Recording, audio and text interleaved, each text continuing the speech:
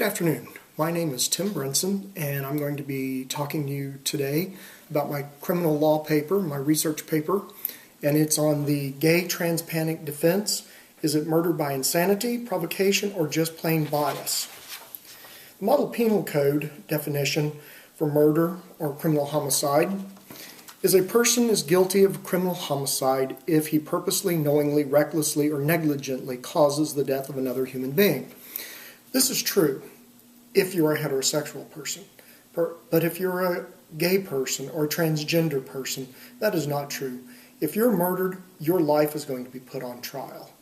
And the defendant, the person that killed you, is going to say that he was either insane or that he had diminished capacity or that he was provoked in some way by a non-sexual, non-violent homosexual advance. Let's start with the history. How did all this come about? In 1920, Dr.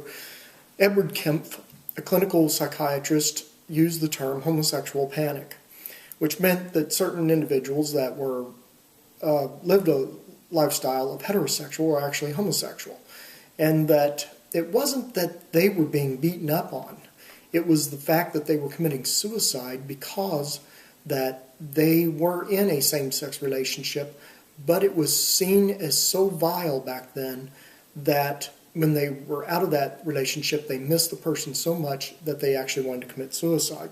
In 1952, the American Psychiatric Association listed the homosexual panic disorder in the Diagnostic Statistics Manual of Mental Disorders. And that was the first time that it was actually starting to be used as a defense in the gay panic. It's been pretty much exclusively a male-type defense, but it also can be for women also. In one case, Melissa Harton, she killed her best friend, Natasha Bacchus, because Natasha had asked her if she, told her that she was in love with her and that she wanted to kiss her. Well, Melissa became so enraged that she beat her to death, and she was charged with murder, but the jury believed that she was insane at the time, and they lowered the punishment to just involuntary manslaughter.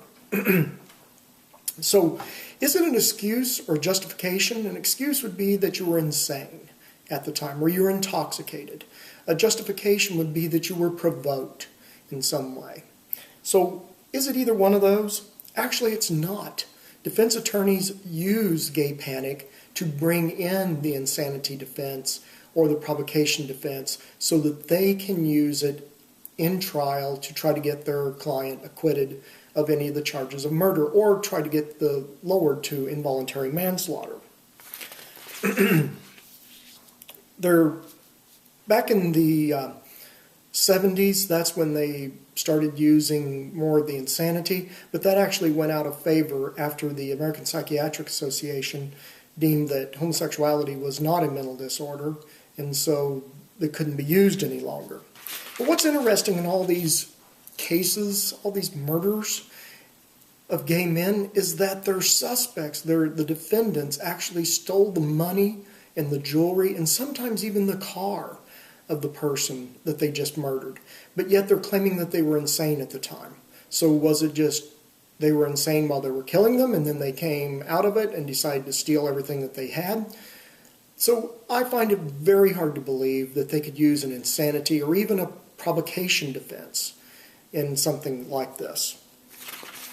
While it's a non-violent, non-threatening sexual advance, it's nothing more than another guy saying to a straight person, hey, you're really good looking, would you like to go out sometime?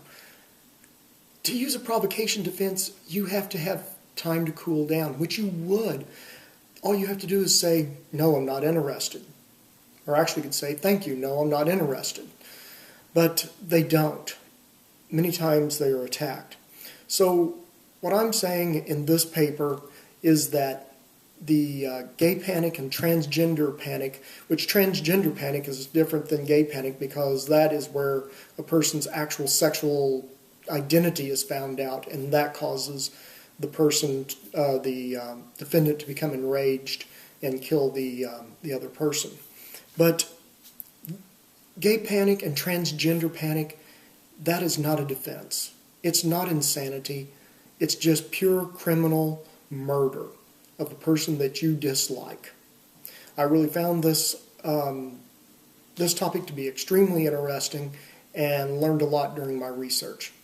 Again, my name is Tim Brinson, and my paper is on gay transgender panic defense, and thank you.